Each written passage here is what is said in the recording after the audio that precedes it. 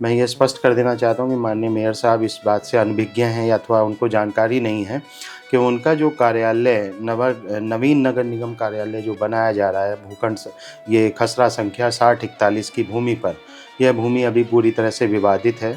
उस भूमि का भू उपयोग परिवर्तन नगर निगम ने आज तक नहीं कराया। उस भूमि का अवार्ड दे लें, उस भूमि का स्वीकृत मानचित्र जो कि प्राधिकरण ने किया हो या परिषद ने किया हो, जिसके अधिकार क्षेत्र में भी वो भूमि आती है, वो उस मानचित्र की प्रति सार्वजनिक कर दें कि ये नक्शा हमारा इतना पास है। तो ये माना जाए जो नगर निगम का ये कार्यालय है ये एकदम इलीगल है। बिल्कुल अवैध है और इसके लिए हाईकोर्ट हम जा चुके हैं और हाईकोर्ट में दोबारा पिटीशन की जाएगी। इस पर माननीय मुख्यमंत्री जी से इसके उद्घाटन के लिए समय मांगा जा रहा है। हमने उनको भी अवगत करा दिया है इस विषय में कि ये कार्यालय से संबंधित पत्रावली के समस्त अभिलेखों का संबंधित विभागों से परीक्षण करा लें आप। दोस्तों नमस्कार।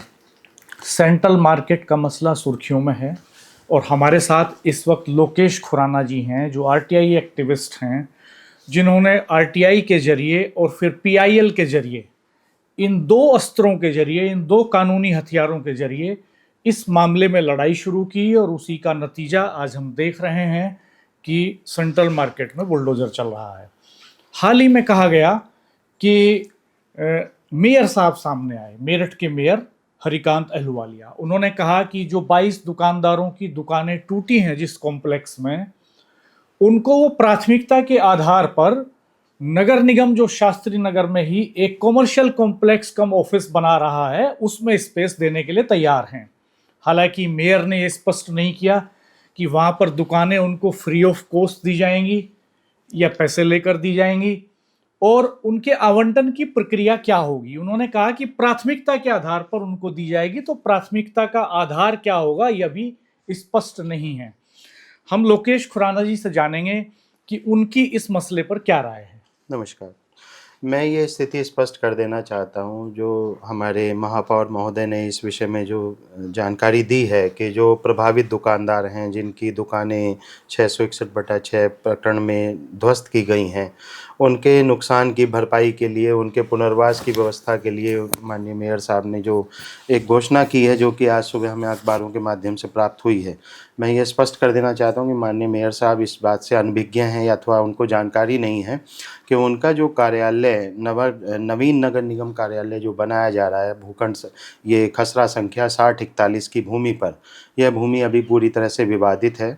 इसमें आवास विकास परिषद हम लोगों ने इस पर एक ऑब्जेक्शन 2022 में माननीय उच्च न्यायालय लखनऊ कंप्लीट में एक याचिका आयोजित की थी। उस याचिका में ये तथ्य रखे गए थे कि शास्त्री नगर आवासीय योजना आवास के लिए निर्धारित हुई। 1977 गृहस्थान योजना के नाम से यहाँ भूमि का अधिग्रहण हुआ। उस अधिग्रहण के सम्मिलित भूखंडों या भूखसरों में खसरा संख्या 6041 की भूमि भी आवासीय प्रयोजन की भूमि।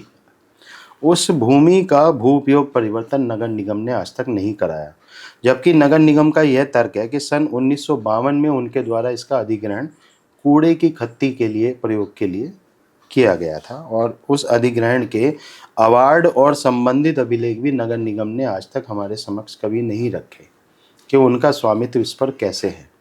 जबकि इससे संबंधित 2 मुकदमे विभिन्न लोगों द्वारा जो उस भूमि का मालिक होने का दावा करते हैं अभी भी लखनऊ और इलाहाबाद उच्च न्यायालय में चल रहे हैं। तो माननीय उच्च न्यायालय लखनऊ खंडपीठ ने इसका संज्ञान लिया और इसमें डायरेक्शन दिया कि उत्तर प्रदेश शासन ये तय करे, 2017 में यह आदेश हो गया था कि इस भूमि का मालिक आवास विकास परिषद है या नगर निगम है। शासन ने अभी तक वो विवाद तय ही नहीं किया। उससे पहले भी 2022 में इस भूमि पर नगर निगम नवीन कार्यालय निर्माण की नींव रख दी गई, जिस पर निर्माण कार्य आरंभ होता चला गया और शासन ने भी तत्काल धनराशि अवमुक्त की और उत्तर प्रदेश जल निगम की CNDS इकाई ने इसमें निर्माण कार्य आरंभ कर दिया। हमने ये प्रश्न उठाया कि जब शास्त्री नगर आवासीय योजना में समस्त प्रकार की व्यावसायिक, औद्योगिक और कार्यालय गतिविधियां अनुमन्य नहीं हैं, तो ये इतना बड़ा निर्माण 14,600 वर्ग मीटर में इनका मुख्य कार्यालय बना। उसके बाद जब ज़मीन जो बाकी बची उसमें शास्त्री नगर जोन कार्यालय का भी निर्माण नगर निगम ने कराना आरंभ कर दिया। अब ये बात आई कि जो बाकी और बची भूमि है उस पर अर्बन प्लाजा के नाम से एक व्यावसायिक कॉम्प्लेक्स भी बना लिया जाए ताकि निगम को एक सुनिश्चित आय मिलती रहे। तो हमने इस पर फिर से एक ऑब्जेक्शन परिषद कार्यालय के मार्फत हमने एक ये दिया कि आपने इनका मानचित्र कैसे पास किया, कि जब आप खुद कहते हैं कि हम शास्त्री नगर आवासीय योजना में आवासीय गतिविधियों के अतिरिक्त अन्य किसी गतिविधि को अनुमति नहीं देते, तो ये इतना बड़ा कार्यालय आपने अपने टेरिटरी क्षेत्र में कैसे निर्माण होने दिया। तो परिषद कार्यालय ने तत्काल नोटिस नगर निगम को जारी कर दिया। वो नोटिस की प्रति मेरे पास है।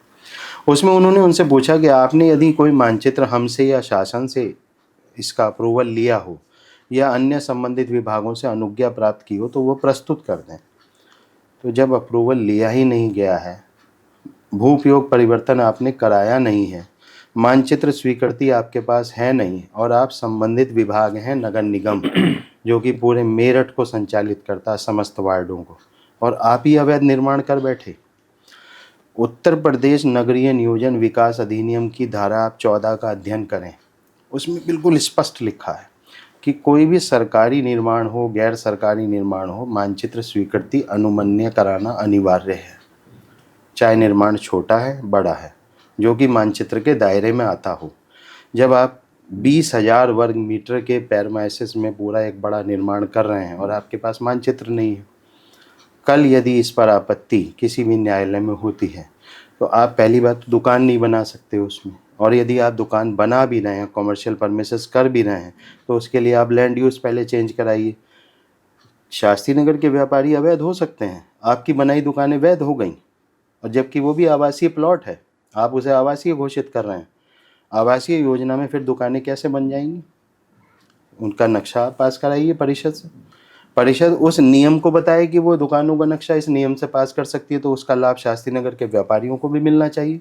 यानी आप ये कहना चाहते हैं कि एक धोखा व्यापारियों के साथ हो आवास चुका है विकास और ने दो किया, जी जब उन्होंने हो जाने दिया निर्माण, एक रेजिडेंशियल प्लॉट में कॉमर्शियल कंस्ट्रक्शन हो जाने मैं दिया। आपको आवास विकास परिषद कार्यालय द्वारा नगर निगम कार्यालय को जारी किए गए समस्त नोटिस की प्रति देता हूं। आप माननीय महापौर महोदय से उस विषय में ये पूछें कि जब आपके कार्यालय को ये नोटिस प्राप्त हो रहे हैं परिषद से, तो आप उस पर जवाब क्यों नहीं दे रहे हैं?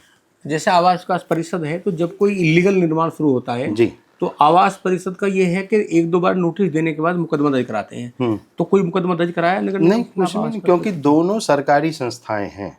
यहाँ उनको भय सता रहा है कि यहाँ उनके जो मुखिया हैं नगर निगम के, वो एक IAS अधिकारी हैं, हमारे सौरभ गंगवार साहब। यह प्रकरण पूरी तरह से उनकी जानकारी में है। मैंने उनसे व्यक्तिगत भेंट करके उनको अवगत कराया भी है। उनका कहना है कि उनके कार्यकाल से पहले श्री अमित पाल शर्मा जी यहाँ नगर आयुक्त होते थे, उनके कार्यकाल में ये इसका कार्य आरंभ हुआ। लेकिन कार्य आरंभ होना, क्योंकि पदस्थ नगर आयुक्त आप हैं, आप एक IAS अधिकारी हैं, प्रशासनिक सेवा का सर्वोच्च पद आप हैं, और आप ये बताएं कि साहब इतना बड़ा अवैध निर्माण आपके कार्यालय के रूप में हो रहा है और आपको पता ही नहीं कि इसका नक्शा ही पास नहीं है। उत्तर प्रदेश नगरीय नियोजन विकास अधिनियम की धारा 14 में अगर उल्लंघन किया जा रहा है, अर्बन डेवलपमेंट प्लानिंग एक्ट इसकी इजाज़त नहीं देता कि आप इतनी बड़ा निर्माण कर लें। यदि वो निर्माण असुरक्षित हो गया, किन्हीं कारणों से दुर्घटना घटित हुई, कोई भी जनधन हानि हुई, विभाग जिम्मेदारी कौन लेगा? मानचित्र स्वीकृत करने के पीछे अभियंता यह सुनिश्चित करते हैं कि यह स्ट्रक्चर सुरक्षित है, इसके आसपास के सारे मानक पूरे किए गए हैं, इसमें सारी सुविधाएं हैं। वो सब मानचित्र इसलिए स्वीकृत किए जाते हैं, उसका टेक्निकल पॉइंट पर हर एंगल से ध्यान रखा जाता है कि इस स्ट्रक्चर में ये बीम होगा, ये ऐसा होगा, ये वैसा होगा, लेंटर इतनी मोटाई का होगा, इतने फ्लोर की बिल्डिंग सुरक्षित है, यहाँ लिफ्ट होगी, यहाँ स्टेयरकेस होंगे, अग्निरोधक प्रणाली यहाँ से होगी। आपके पास क्या है? आपके पास मानचित्र ही नहीं है जो बिल्डिंग का बेस है, और आप कह रहे हैं हम दुकानें उन व्यापारियों को वहाँ दे देंगे। दुकान आप बना कैसे सकते हैं उसमें? तो ये माना जाए जो नगर निगम का ये कार्यालय है ये एकदम इलीगल है। बिल्कुल अवैध है, और इसके लिए हाई कोर्ट हम जा चुके हैं और हाई कोर्ट में दोबारा पिटीशन की जाएगी इस पर। और हाई कोर्ट के जब माननीय मुख्यमंत्री जी से इसके उद्घाटन के लिए समय मांगा जा रहा है, हमने उनको भी अवगत करा दिया है इस विषय में कि ये कार्यालय से संबंधित पत्रावली के समस्त अभिलेखों का संबंधित विभागों से परीक्षण करा लें आप। मतलब ये ऐसा कोई पत्र भेजा आपने मुख्यमंत्री जी को? सब है, हमने उसके परीक्षण और निरीक्षण की मांग करी है। 50 करोड़ की धनराशि शासन ने दी, उससे पहले क्या परिषद कार्यालय शास्त्री नगर सेक्टर 9 में स्थित है, आपका प्लॉट सेक्टर 3 में स्थित है। 6 मतलब 500 मीटर की दूरी पर परिषद का कार्यालय, आपने मानचित्र क्यों नहीं स्वीकृत कराया? क्योंकि भूमि के स्वामित्व अधिकार संदिग्ध हैं। अगर आप मानचित्र आवेदन करते, वो स्वीकृत ना करते तो भी आप गलत नहीं थे। मान लीजिए परिषद ने स्वीकृति नहीं दी आपको, आपने निर्माण कर लिया, आप कर ये कह सकते थे कहीं भी किसी न्यायिक पटल पर भी कि हमने आवेदन किया था, इन्होंने परमिशन नहीं दी, हम ऑफिस बना रहे हैं इसलिए हमने बना लिया। यानी नगर निगम का जो ये ऑफिस है इसका ना तो नगर निगम मालिक आवेदन ही नहीं हुआ, सबसे बड़ा प्रश्न है कि आवेदन ही नहीं हुआ। तो जो सरकारी संस्था है जिसमें आईएएस जिसका मुखिया है और महापौर जिसमें सदन के सर्वोच्च अध्यक्ष हैं, प्रथम नागरिक हैं मेरठ के, क्या उनकी जानकारी में नहीं कि उनका कार्यालय अवैध है? साक्ष्य मैं रखता हूँ, सामने साक्षात्कार करा लीजिए उनसे बैठा करके। अच्छा खुराना जी, हम लोग देख रहे हैं कि जैसे अभी ये सेंट्रल मार्केट पे कार्रवाई हुई है, ऐसे एमडी की बहुत सारी कॉलोनी है। जब हम देखते हैं पल्लवपुरम कॉलोनी है, आपकी मोदी पल्लवपुरम है, गंगानगर है, लोहिया नगर है, बहुत सारी योजनाएं जो हैं जी। तो उसमें जो सर्विस लेन बनाएगी प्राधिकरण ने कि अब वहाँ सब आवासीय सब मकान बने हुए हैं, सर्विस लेन, तमाम सर्विस लेन पे वहाँ भी इस तरह कॉमर्शियल एक्टिविटी होनी शुरू हो गई। देखिए ये सब होता है विभागों की लापरवाही के कारण। हर व्यक्ति अपने जीविकोपार्जन के लिए सतत प्रयास रहते हैं और वो सबका संवैधानिक मूल अधिकार है। मेरा भी अधिकार है कि मैं अपना पेट भरने के लिए, अपने परिवार के लालन पालन के लिए 2 पैसे कमाऊं, तो वो सबका अधिकार है। लेकिन व्यवस्थाओं को नियमित करने का अधिकार वो सब उन प्राधिकरण का है, संबंधित विभागों का है, जिन्होंने उन व्यवस्थाओं को नियमित किया, उनको विकसित किया, उनकी आधारशिला रखी। तो वो लोग टाउन प्लानर क्या कर रहे हैं, मुख्य नगर नियोजक क्या कर रहे हैं? इसमें सबसे बड़ा मुद्दा है सन 2012 से, बल्कि सन 98 से मेरठ में एक बहुत पुरानी मांग आती रही है कि कैटल कॉलोनी विकसित कर दीजिए। हर गली में डेयरियाँ, हर गली में डेयरियाँ और हर आदमी त्रस्त। उच्च न्यायालय में 16 याचिकाएं हो चुकी, आदेश हो चुके, लेकिन प्राधिकरण कहता है हम कुछ नहीं करेंगे, निगम कहता है हमारे अधिकार में नहीं। किसके पास जाए? आपने ऐसे कितने भवन निर्माण है जो अवैध रूप से कॉमर्शियल बिल्डिंग खड़ी होगी, उसका कितने होंगे लगभग? ये गणना विभागों का काम है। हम तो जिधर जहाँ देखते हैं वहाँ ऐसा नज़र आता है कि व्यवस्थाओं की भौतिक संरचनाओं के प्रारूप में व्यापक स्तरीय चेंज आ चुका है। वो चेंज अवैधानिक है, गलत है, क्योंकि बनाने वाला ये सोचता है कि मैंने ठीक किया है, व्यवस्था ये कहती है कि ये गलत हुआ है। क्योंकि जिस गली में आप रहते हैं वहाँ बाज़ार बन गया है, वहाँ कोलाहल है, गाड़ियाँ आ रही हैं, खड़े हैं सब लोग, पूरा वहाँ त्रस्त है, शोर शराबा है। तो ये सब सिस्टम जो है मिक्सिंग लैंड यूज़ का, ये सुगम कॉलोनियों के लिए नहीं बनाया गया था। क्यों आज हम चंडीगढ़ की दलील देते हैं कि वो एक सुविकसित एक शहर है पूरे एशिया में। तो चंडीगढ़ का हमें एक उदाहरण आज भी वो अपने उदाहरण से अलग नहीं हटा। बड़े बड़े सेक्टर्स हैं, बड़ी साफ़ सुथरी सड़कें हैं। इंदौर की सफाई की हम दलील देते हैं, करोड़ों रुपया हम फूकते हैं मेरठ में, सफाई फिर भी नहीं हो पाती, क्योंकि कहीं नागरिक दोषी हैं, कहीं व्यवस्था दोषी है, उससे ज़्यादा अधिकारी दोषी हैं। अच्छा खुराना साहब, ये बताइए कि आप करते क्या हैं, आपका मूल काम क्या है और कैसे ये सब अध्ययन करने का वक्त आपको मिलता है? मैं बहुत साधारण परिवार से हूँ और मेरे पिताजी और मैं, हम लोग एक छोटी सी दुकान चलाते हैं। मेरा दूध दही वगैरह और ये सब मिल्क प्रोडक्ट कन्फेक्शनरी का व्यवसाय है। और मेरी जो पृष्ठभूमि है वो बहुत निर्विवादित और स्वच्छ रही है। कभी मैंने कानून की आड़ में या आरटीआई या पीआईएल या किसी अन्य ऐसे तथ्य की आड़ में किसी का शोषण, किसी के लिए उत्पीड़न अथवा किसी को दबाने का कोई प्रयास नहीं किया। हमारी जिज्ञासा रहती है, जो संबंधित विभाग हैं जिन पर हम लोग विश्वास करते हैं कि ये पूरी व्यवस्थाओं की निगरानी करते हैं, पूरी व्यवस्था ये संचालित करते हैं, वो ठीक से काम कर पा रहे हैं, नहीं कर पा रहे हैं, क्या उनमें कमियां नज़र आ रही हैं, तो हम उस पर उनके विरुद्ध या उनसे हमारा दो हाथ हमेशा रहा है। हमने ये पूछा है कि आपने ये कैसे किया, इसमें कितना व्यय हुआ या इसके लिए स्वीकृति कहाँ से हुई। अभी जो तथ्य मैंने आपके समक्ष रखा कि जो नगर निगम का नवीन कार्यालय जिसका अभी उद्घाटन नहीं हुआ वो अवैध है, यदि वो अवैध नहीं है तो हमें उसके वो प्रमाण दे दें, उस भूमि का अवार्ड दे दें, उस भूमि का स्वीकृत मानचित्र जो कि प्राधिकरण ने किया हो या परिषद ने किया हो, जिसके अधिकार क्षेत्र में भी वो भूमि आती है, वो उस मानचित्र की प्रति सार्वजनिक कर दें कि ये नक्शा हमारा इतना पास है। या आपकी पढ़ाई लिखाई कहाँ हुई? जी, मैं मेरठ से ही पृष्ठभूमि, मेरी जो पैतृक जन्मभूमि हमारी सब मेरठ से है, और मेरी पढ़ाई लिखाई सबसे पहले मैं सरस्वती शिशु मंदिर का छात्र रहा हूँ। उसके बाद मैं राजकीय इंटर कॉलेज में मैंने इंटर किया है। उसके तत्पश्चात में देवनागरी कॉलेज से मैंने बीकॉम किया है। मेरी बस जो शिक्षा दीक्षा है वो मेरठ की रही है। और चूँकि पारिवारिक पहली आरटीआई आपने कब लगाई?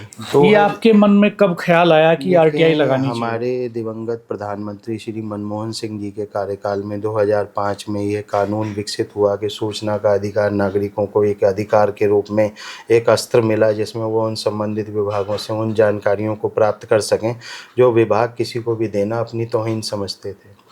उस आरटीआई के थ्रू हमने इस मामले में बहुत से विभागों से उनकी कार्य योजनाओं का, या जो जनहित के लिए योजनाएं आती हैं, या जो हमारे बीच घटित हो रहा है, जो परिलक्षित है, उसके विषय में हमने उसके अंतर्गत आवेदन प्रस्तुत किए। और नियमित रूप से, निरंतर रूप से हम इसमें बहुत सारे अन्य ऐसे विवादित प्रकरणों में हमने सफलताएं प्राप्त की और कई काम किए। आपको ज्ञात होगा कि सन 2013 और 14 के दशक में जिस समय सार्वजनिक सड़कों पर पैंठ बाजार लगा करते थे, उस सड़कों पर पैंठ से पूरा यातायात अवरुद्ध होता था और नागरिकों को बहुत असुविधा होती थी, जबकि कानून यह कतई इजाज़त नहीं देता कि सड़क का व्यावसायिक उपयोग किया जाए।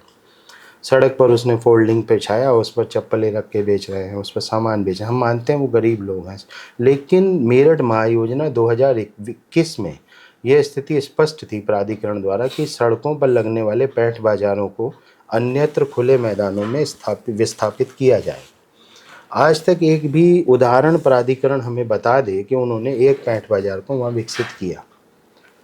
आज भी मेरठ में वेंडिंग जोन की बहुत दरकार है। लगभग 28,000 से 30,000 वेंडर्स सड़कों पर व्यापार आपसे दुनिया भर की चिंताएं लिए क्यों घूमते हैं? इससे आपका कारोबार प्रभावित नहीं होता? कभी आप कैटल कॉलोनी में आरटीआई लगा देते हैं, कभी आप कंस्ट्रक्शन के मामले में पीआईएल लगा देते हैं, कभी आप वेंडिंग जोन को लेकर के लड़ते हैं, कभी आप पैट को लेकर के आरटीआई लगाते हैं, कभी आप एयरपोर्ट को लेकर के भिड़ जाते हैं। आप ठीक कह रहे हैं।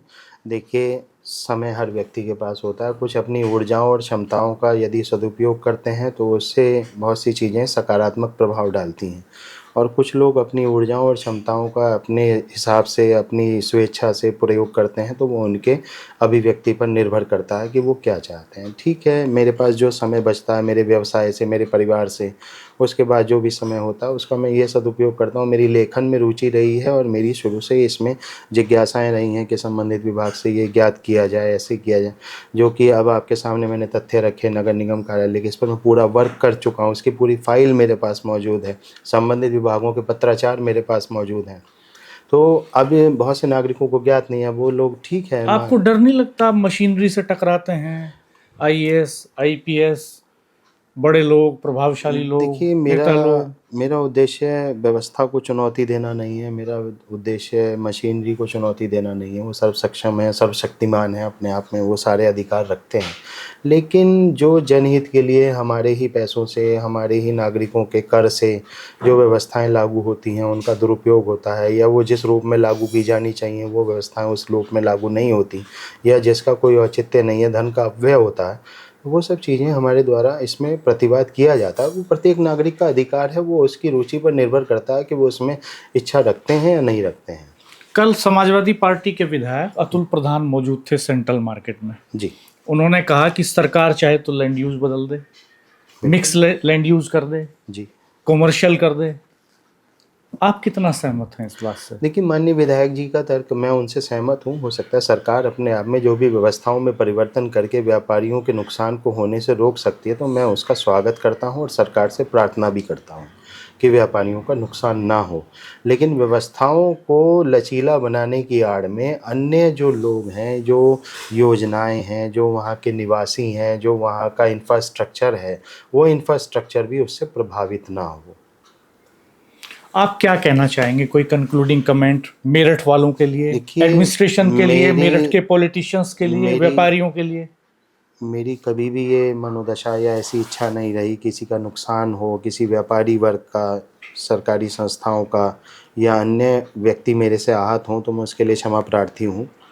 और हो सकता है कुछ कार्य लोगों को इस बारे में पसंद ना आते हों, और मेरा कोई अधिकार नहीं बनता है कि मैं अपने सभी क्रियाकलापों पर अन्य नागरिकों पर थोपने का प्रयास करूं। मैंने कभी ऐसी चेष्टा भी नहीं करी है। लेकिन जो सिस्टम, यह पब्लिक, बहुत से लोग जानकारी नहीं रखते हैं और मैं भी बहुत ज़्यादा जानकारी नहीं रखता हूँ, लेकिन सिस्टम अगर इन चीज़ों को प्रभावित करता है और सिस्टम केवल अपनी नाकामियों को छुपाने के लिए उन अव्यवस्थाओं को बढ़ावा देता है, तो उसके विरुद्ध हम अवश्य खड़े होते हैं और हम हमेशा होते रहेंगे। खुराना साहब, हमसे बातचीत करने के लिए आपका बहुत शुक्रिया। बहुत डिटेल में आपने बातचीत की। दोस्तों, हमारे चैनल को देखते रहिएगा, सब्सक्राइब कीजिएगा, बेल आइकन प्रेस कर दीजिएगा, नोटिफिकेशंस ऑन कर लीजिएगा और कमेंट बॉक्स में अपनी राय जरूर जाहिर कीजिएगा। आप इस पूरे डिस्प्यूट को किस तरह से देख रहे हैं, आरटीआई के इस हथियार को कैसे देख रहे हैं, पीआईएल को कैसे देख रहे हैं और लोकेश खुराना जी के इस काम को कैसे देख रहे हैं, व्यापारियों का जो आंदोलन है उस पर आपकी क्या राय है, नेताओं के जो स्टेटमेंट हैं उनको किस नज़रिए से देख रहे हैं, इस पर अपनी राय डिटेल में दीजिएगा। धन्यवाद, नमस्कार। हम जल्द फिर हाजिर होंगे एक नई चर्चा के साथ।